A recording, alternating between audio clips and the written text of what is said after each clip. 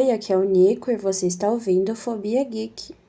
Tá, ok. Antes de mais nada, eu queria pedir desculpas pela péssima qualidade desse episódio e dos próximos episódios que vão vir, porque houve um pequeno contratempo vulgo.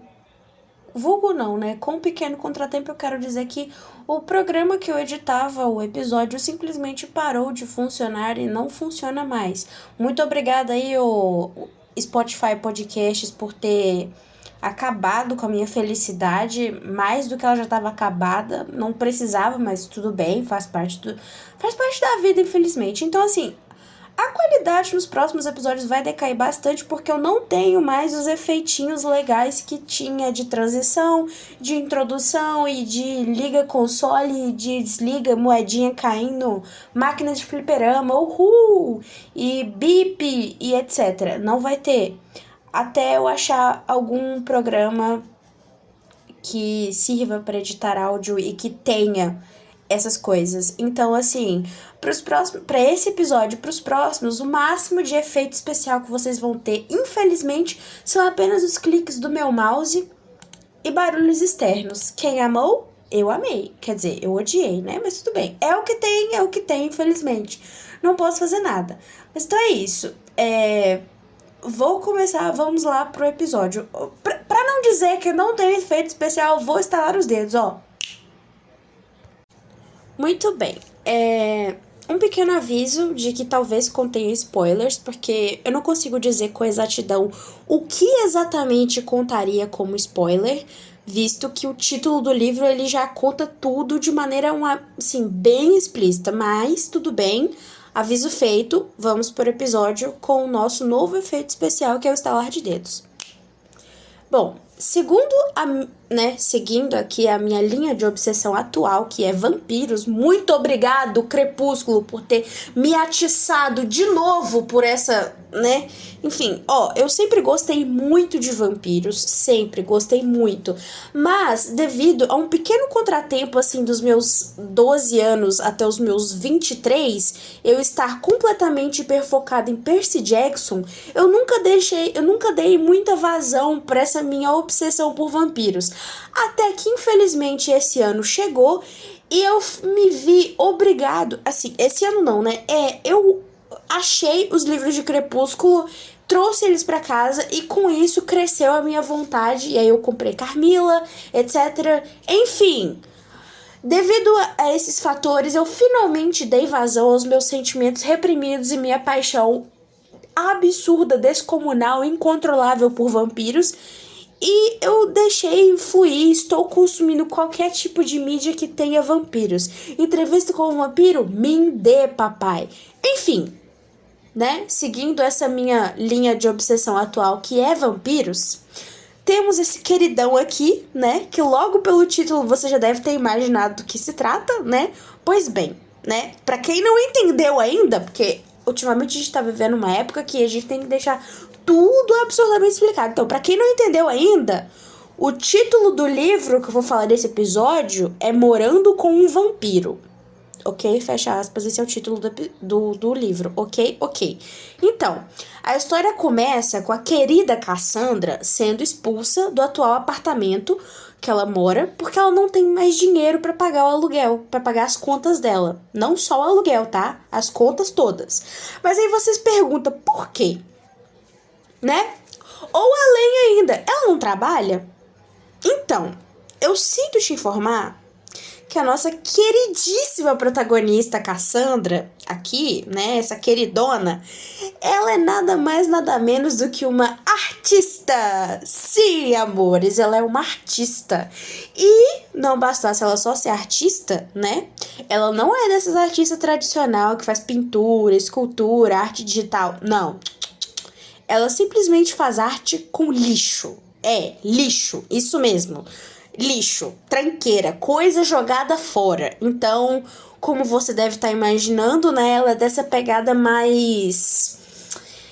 vamos preservar o planeta, vamos acabar com o capitalismo, guilhotinar os bilionários, essas coisas assim. Quer dizer, Ainda que esse não seja, tipo, o objetivo principal, né, pra ela fazer arte com lixo, ela diz que ela gosta da ideia de pegar algo descartado e sem valor e transformar em algo bonito, uma coisa efêmera que vai durar por muito tempo.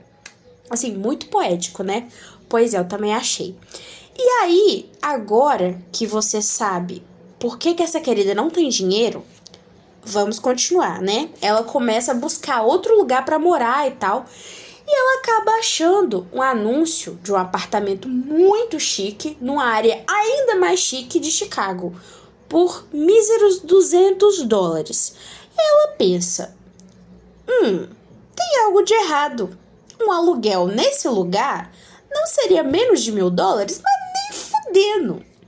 E aí, né, ela pensa muito sobre isso, achando que tem alguma coisa errada, mas mesmo assim ela resolve mandar um e-mail pro anunciante para pedir foto do apartamento, porque no anúncio não tinha, né? E ela queria saber onde é que ela estava se metendo antes de tomar uma decisão, né? E aí, beleza. Ela manda o e-mail e a resposta vem um pouco tempo depois, mas se você reparar bem, que é uma coisa que ela não fez, a escrita é tão formal, mas tão formal, que sim, parece diretamente saída do século passado. Mas até então, tudo certo, tudo bacana. Ela recebeu as fotos do apartamento e tal. E mais uma vez, se você prestar atenção, que foi uma coisa que essa queridona não fez de novo, as fotos do apartamento parecem uma viagem no tempo de uma forma meio anacrônica, porque assim, apesar, né, das coisas claramente ter vindo diretamente do século passado, sim, queridos, é a segunda vez que temos coisas vindas diretamente do século passado e mesmo assim a queridona da Cassandra ainda não percebeu. Mas tá. E aí, de brinde, a decoração ela misturava vários elementos de épocas diferentes, como se assim pegasse as decorações dos últimos 3 séculos, jogasse tudo dentro de uma caixa, mexer bem mexido, sortear e o que saísse colocava no apartamento, assim mesmo, aleatoriamente. Então, ok. Depois disso, ela tem mais certeza ainda de que o aluguel de um quarto naquele apartamento definitivamente não valia US$ 200. E aí, de novo, ela achou que tinha alguma coisa muito errada, ou com o apartamento, ou com a pessoa que queria alugar, né? Mas, como infelizmente ela também vive numa sociedade capitalista e opressora igual nós mesmo, depois dela conversar muito com seu melhor amigo advogado gay e recém-casado Sam, nossa, que nome clichê, né? Não, mas enfim, os dois decidem pelo menos marcar uma visita no apartamento, né? Que, né, pra dar uma conferida, ver se a pessoa que queria alugar não parecia algum serial killer ou se era algum tipo de esquisitão, porque o nosso querido advogado gay e recém-casado Sam, ele já tinha feito uma busca jurídica com o nome do nosso queridíssimo Frederick J. Fitzwilliam para dar aquela conferida, né, de antecedentes criminais, processos, etc. E ele simplesmente não descobriu absolutamente nada no nome dele, o que era bom. Mas, quando eu digo que o advogado gay recém-casado Sam não achou nada sobre ele, é tipo, nada mesmo. Nada. Absolutamente nada. Nas palavras do próprio melhor amigo advogado gay e recém-casado Sam, abre aspas, é quase como se ele não existisse. Fecha aspas. Ok. Aí se você prestar atenção, que é uma coisa que a Cassandra não fez de novo, alguma coisa estava errada. Algo de errado não está certo. Mas, como eles já tinham marcado a visita no apartamento, não tinha mais como voltar atrás, né? E aqui eu vou abrir um subtópico muito importante de mais uma coisa que a nossa querida Cassandra deveria ter prestado mais atenção por achar esquisito, mas ela não fez. Mas por que isso, você se pergunta? Então, é o seguinte, no e-mail de resposta confirmando a visita, o querido Frederick J. Fitzwilliam especificou os horários aos quais ele estaria disponível para a visitação do apartamento. E, se não me falha a memória, ele disse qualquer horário depois do pôr do sol, porque durante o dia, e mais especificamente das 5 da manhã às 5 da tarde, ele estaria dormindo porque passava a noite inteira trabalhando. Encerra esse subtópico por aqui, né? Assim, estalar de dedos, ó. Qualquer pessoa com bom senso e autopreservação perceberia que isso era ridiculamente estranho e esquisito e que, assim, sem dúvida nenhuma, o indivíduo em questão era um vampiro, né? Óbvio. Mas a Cassandra não. Ela simplesmente assumiu que o querido Frederick J. Fitzwilliam era algum tipo de médico plantonista noturno e ficou por isso mesmo. Assim, só. Mas assim, eu admito que nem ela se convenceu muito disso, mas ela simplesmente não ligava o suficiente pra ir mais a fundo. Ela pensou,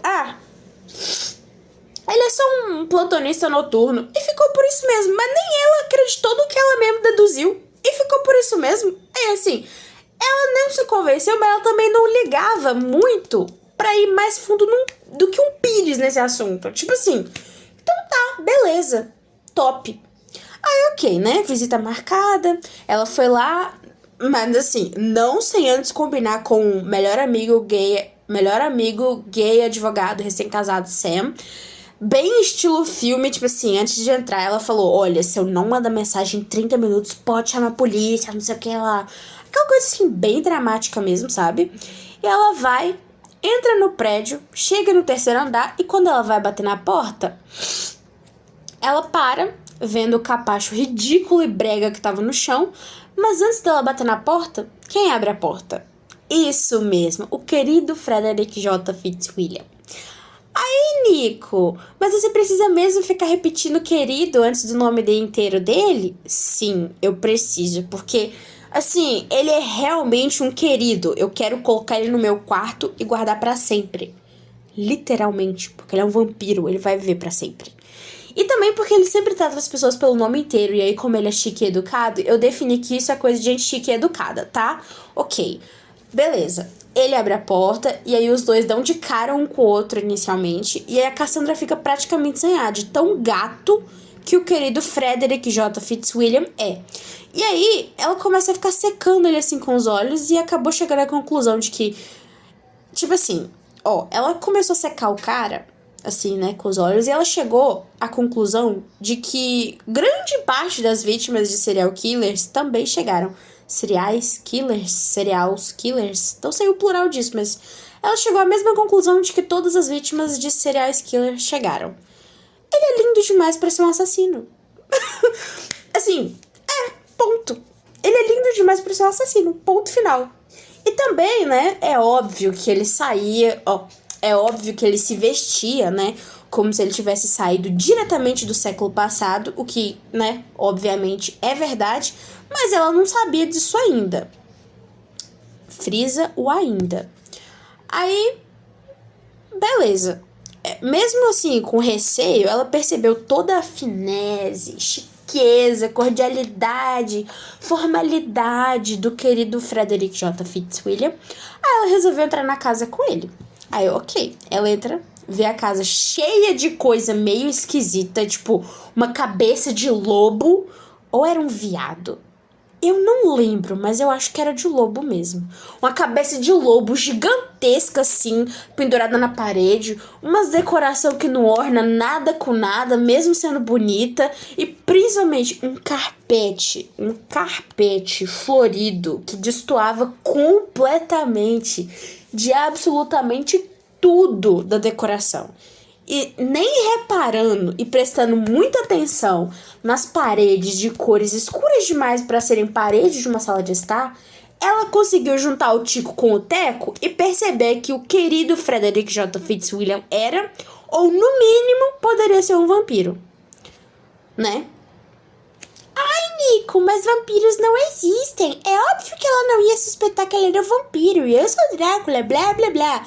Primeiramente, que a minha mãe, Isabela Swan, nunca, jamais admitiria isso. E segundo, que é exatamente esse o problema. A gente nunca acha que a resposta mais óbvia, mesmo que essa tal coisa não exista ou não seja de verdade, mas porra, tinha literalmente todas as características extremamente explícitas de que o humano não era muito dos normais e mesmo assim Nem por um milésimo de segundo passou na cabeça dela essa possibilidade de ele ser um vampiro. Tipo, nem por meio de uma única piadinha, sei lá, ela não esboçar nem por um segundo a vontade de mencionar os hábitos esquisitos, a decoração esquisita, cheia de coisa saída diretamente do século passado, o cara falando ridiculamente formal. O terno de 3 peças que ele estava usando, também saído diretamente do século passado. O horário da visita, a especificação dele dizer que dormiu o dia inteiro. Nada, absolutamente nada disso. Isso diz muito mais sobre ela mesma do que sobre o querido Frederick J. Fitzwilliam, que estava apenas existindo e tentando se passar como um ser humano comum. Mas aí tudo bem, né? Até então eles mal se conhecem, né? É um pouco compreensível, mas depois que eles passam a morar juntos e ela troca mensagens com ele e ele diz que não sabe o que é rede Wi-Fi e não sabe se a casa dele tem internet, e quando ela ri e diz que ele é engraçado, ele simplesmente pergunta o que significam aqueles Ks que ela enviou. Tipo, nada fez ela se perguntar, nem por um segundo, e muito menos por piada de que ele não seria um vampiro. Mano, simplesmente não dá pra entender, ainda mais ela, que é artista e que teoricamente ela teria uma mente criativa, né? Mas aparentemente a criatividade dela só serve pra obra de arte que ela faz, né? Ou também pode ter sido o fato de que a história ocorre no momento meio bosta da vida dela, onde ela não tem um emprego fixo bom, ela vive de fazer bico em qualquer lugar que der e não se dá muito bem em exposição de arte. Talvez se a história ocorresse em outro momento da vida dela, talvez ela fosse mais engraçadinha e pudesse, né, se permitir fantasiar um pouco. Mas assim, de qualquer forma, eu ainda fico consternado com isso. Poxa, nem uma mísera piadinha vampiresca. Nossa, assim meu palhacinho interior brocha um pouco, mas tudo bem, né? Vamos seguindo. Aí, mesmo com tudo isso esquisito, ela meio que se vê sem opção, né? Porque faltava pouco pro proprietário do apartamento dela ir lá e expulsar ela pessoalmente. Então ela vai, né, mesmo morar com o querido Frederick J. Fitzwilliam. E por ela se mudar à tarde, é claro que ele não tava lá presente, né? Por motivos óbvios, que ele é um vampiro, né? Mas tudo bem.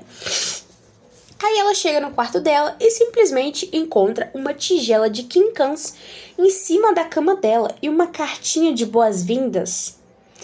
Assim, ali eu tive certeza de que ele ia competir com Edward Cullen como personagem preferido do semestre na tag dos 50%. Bom, a Cassandra experimentou e tal, achou gostoso, beleza, começou a arrumar as coisas dela. E aí, quando ela terminou de arrumar as coisas dela no quarto, já era mais de 5 horas da tarde, então ela decidiu fazer algo pra comer. Mas quando ela chegou na cozinha e abriu o armário, adivinha? Vazio. Estranho pra caralho, né? Ok. Aí nessa hora, o querido Frederick J. Fitzwilliam aparece e ela pergunta onde estavam as panelas, porque ela olhou no armário e estava vazio. Daí ele fica extremamente confuso por quase um minuto inteiro e depois, bem lentamente, formulando a resposta sem muita certeza, ele fala que as panelas dele estavam todas no concerto. E a sonsa da Cassandra acredita. Assim, bom, ela não acredita completamente, mas ela se convence muito fácil. Porque quando o querido Frederick J. Fitzwilliam diz que ele não tem o costume de cozinhar muito, ela simplesmente aceita e deduz que ele sempre pede delivery. Pronto, resolvido o mistério. E eu fico pensando, meu Deus, ou essa mulher é realmente completamente desligada da realidade, ou ela nunca assistiu Crepúsculo. Sei lá, parece que a personalidade dela não bate com o fato dela ser artista. Não que isso seja uma obrigação, mas tipo assim, sei lá, eu não consigo conceber que exista algum artista que não pense em nada fantasioso em situações esquisitas, nem que seja por piada, sabe? Tipo assim, eu não tô exigindo que ela acredite em criaturas místicas e tal, mas ela não notar as semelhanças de hábito, nem o jeito formal dele se vestir, ou o fato das paredes serem todas escuras, nada disso fez ela juntar o Tico com o Teco. Tipo, como se ela não tivesse nenhuma referência sobre isso, sabe? Só que ela tem, tipo assim, ela cita Crepúsculo, ela cita Buffy, a Caçadora de Vampiros, mesmo que ela só assiste a série da Buffy, a Caçadora de Vampiros, depois que ela descobre que ele é um vampiro. Sei lá, tipo, esse negócio dela não perceber as semelhanças nem por um milésimo de segundo, mesmo tendo as referências pra isso, me incomodou mais do que eu deveria. Sei lá. Porque eu sei, assim, a minha mãe, Isabela Swan, chegou à conclusão de que o Edward e a família dele eram vampiros com muito, mas muito menos do que isso.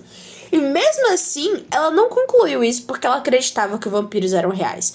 Ela simplesmente juntou as informações que ela tinha, fez pesquisa sobre lendas e viu que tudo batia. E mesmo ainda sem acreditar que vampiros existiam, ela simplesmente falou: é isso aí, os cães são vampiros, show de bola, qual é o próximo dever de casa? Né? Mas enfim, eu até consigo entender ela e tal, mas eu fiquei muito incomodado com isso, né? Mas beleza, ela decidiu ir pro serviço dela sem comer mesmo e lá ela comprava algum sanduíche e tal. Mas não antes do querido Frederick J. Fitzwilliam pedir desculpas por aquela situação e que quando ela voltasse, ela teria todas as panelas bonitinho e tal. E aí, beleza, ela vai trabalhar, vê um cara estranho lá. Mas como ela trabalha numa cafeteria meio hipster, ela não liga, porque de acordo com ela sempre aparece um esquisito por lá, né? Mas tudo bem. Aí beleza, de repente ela recebe uma mensagem do querido Frederick J. Fitzwilliam perguntando pra ela se ela come carne de caça com frequência. Ela não entende nada e questiona o motivo da pergunta. E ele explica que é porque ele estava na parte de caçarolas e que ele queria saber qual tamanho ele deveria comprar para atender melhor as necessidades dela. Ai, não, sério. Ele é muito atencioso, não aguento. Meu Deus, casa comigo, Frederick, tem gente chorando. Daí tudo bem. Ela ri, diz que ele é engraçado e tal. E aí é nessa hora que ele faz a seguinte pergunta: o que são esses Ks? Lembra que eu falei lá no começo? Então, ele pergunta: o que são esses Ks? Porque ele não sabia o que ele era. Ele era novo nessa coisa de tecnologia. E até então ele não conversava com ninguém por mensagem além do Reginald. E ela nem percebe, tipo, ele acha que ele tava zoando. E em momento nenhum ela achou aquilo estranho. Ou se achou, ela deixou pra lá. Aí beleza. Quando ela chega em casa, o Frederick não tá por perto, mas em cima da mesa da cozinha tem um monte de caixas e mais uma cartinha do Frederick, dizendo, né, que como ele havia prometido, ali estavam as panelas e que se ela achasse o tamanho da caçarola inadequado, era pra ela avisar pra ele que ele ia providenciar uma troca. Gente, meu queixo caiu junto com o da Cassandra, eu juro. Que homem, viu, amores? Que homem. E não era panelinha meia boca não, tá? Era as panelas mais top de linha que tinha na linha que ele escolheu pra levar. Até então, beleza, né? Já que a Cassandra tava tratando tudo isso com muita naturalidade, eu resolvi entrar nessa também, né? Vai que funcionava. Mas agora eu tô me perguntando de novo se isso não é uma daquelas situações onde parece muito óbvio só pra quem tá de fora e quem tá dentro não consegue perceber, mas ao mesmo tempo não é como se ela não tivesse nenhuma referência de vampiros vivendo na sociedade atual. Tipo assim, Crepúsculo existe no universo dela também. E mesmo assim, ela não percebe nenhum tipo de semelhança. Ai, nossa, isso me irritou demais. Enfim, continuando. Aí tá. Vai passando os dias e tal, aquela rotina meio esquisita. E assim, ela constantemente secando o vampiro em toda oportunidade que ela podia. O que eu não vou julgar, porque eu faria exatamente a mesma coisa. Até que um belo dia, numa dessas trocas de bilhetinhos, ela avisa pro querido Frederick J. Fitzwilliam que vai ficar fora até muito tarde por conta do serviço. Mas, né, como ela tava trabalhando num projeto de arte novo, ela tava carregando um sketchbook pra cima e pra baixo, e aí quando ela tava no meio do caminho indo pro metrô, ela pensa assim: nossa, durante o trajeto eu posso continuar mexendo no esboço, né, que eu tô fazendo. Então, ela volta pra casa correndo, ela volta correndo pro apartamento pra pegar o sketchbook dela. E ela vai subindo assim os degraus de 2 em 2, correndo mesmo, até chegar no apartamento. Ela vai lá, pega o sketchbook e ela pensa: eu podia pegar alguma coisa pra ir comendo também, né? E aí, quando ela abre a geladeira, Simplesmente ela encontra bolsas de sangue guardadinhas ali, bem do ladinho da comida dela. E aí, né, antes dela, né, começar a querer desmaiar, vomitar, aquela reação toda, ela ainda consegue reparar que uma das bolsas estava, abre aspas, furadas com 2 furinhos como se fossem presas, fecha aspas. Não consigo lembrar exatamente a descrição que ela fez, mas foi basicamente isso, com pequenas alterações. E aí ela fica em pânico, porque, né, era inconcebível aquelas bolsas de sangue estarem ali, e bem naquela hora, ela ouve a porta abrindo, e alguém perguntando o seguinte, abre aspas, ô Fred, você pegou o negativo? Eu tô morrendo de fome, fecha aspas. E aqui eu não me aguentei, eu dei uma risada muito sincera, ao contrário da Cassandra, que já tava, né, queria vomitar e desmaiar. E aí os dois entram na casa, né, e percebem ela ali. E aí o querido Frederick J. Fitzwilliam fica parado, estático, mortificado ainda mais, porque ele havia tomado todos os cuidados possíveis para que aquilo não acontecesse, né, da Cassandra ver e tal. Mas aconteceu. E aí rola mó cena de começo de briga, medo, etc. No meio da confusão, a Cassandra solta que ele tava só esperando uma oportunidade para ele se alimentar dela. E aí, o querido Frederick J. Fitzwilliam, na maior calma e complacência do mundo, responde o seguinte, abre aspas, senhorita Greenberg, com todo respeito, mas não acha que se eu quisesse me alimentar de você, eu já não o teria feito? Fecha aspas. E aqui eu não aguentei, eu dei um berro, porque assim, simplesmente a história por isso tá virando uma farofada e eu tava amando demais. E assim, por incrível que pareça, ela ficou extremamente ofendida com isso e ela saiu da casa correndo, tipo, ok, ela já tava planejando sair correndo, beleza, mas o fato dela ficar ofendida com ele dizendo aquilo, pra mim, foi o auge. Foi quase como se ele tivesse chamado ela de burra, o que assim, né, convenhamos, não dá pra defender muito, né, devido às circunstâncias.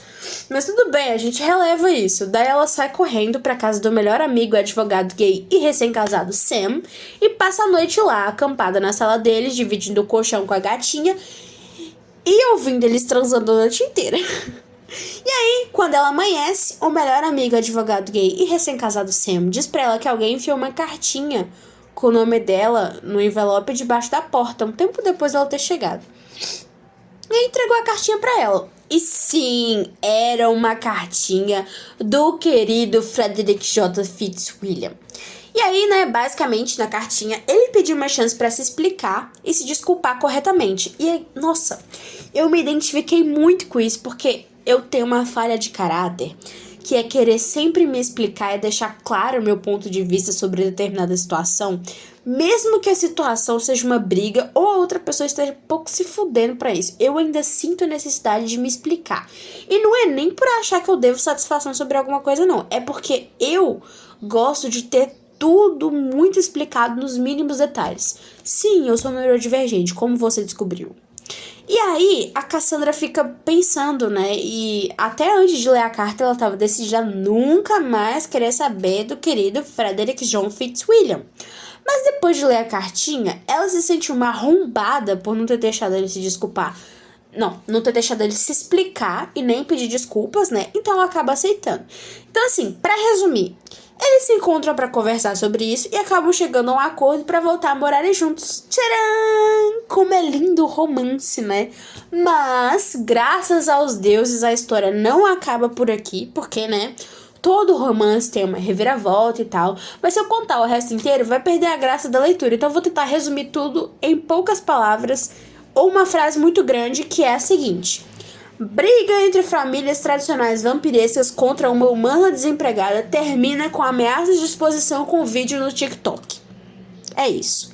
Esse é o episódio. Muito boa noite. Como eu esqueci de fazer antes, eu vou aqui ler a sinopse do livro pra vocês. Abre aspas. Cassie Greenberg é apaixonada por arte, mas está difícil pagar as contas sendo artista. Prestes a ser expulsa do seu atual apartamento, ela precisa encontrar um lugar barato o mais rápido possível.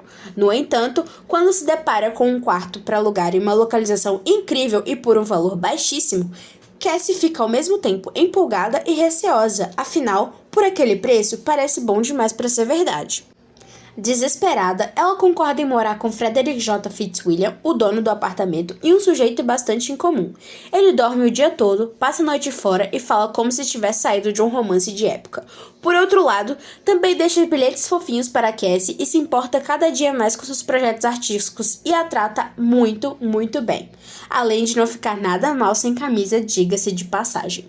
Mas quando Cassie acaba encontrando bolsas de sangue na geladeira, Frederick precisa abrir o jogo. O novo colega de apartamento dela é um vampiro e tem uma proposta para lhe fazer. Fecha aspas. Bom, foi essa a sinopse e com isso eu percebo que eu fiz um papel de otário, porque isso tudo que eu falei era só eu ter lido a sinopse e podia encerrar o episódio, né? Mas tudo bem. Porque se você parar pra analisar, você vai perceber que uma sinopse de hoje em dia é um animal em extinção, né? Então tá tudo certo, tá bom? Então tá bom. Até o próximo episódio. Tchau!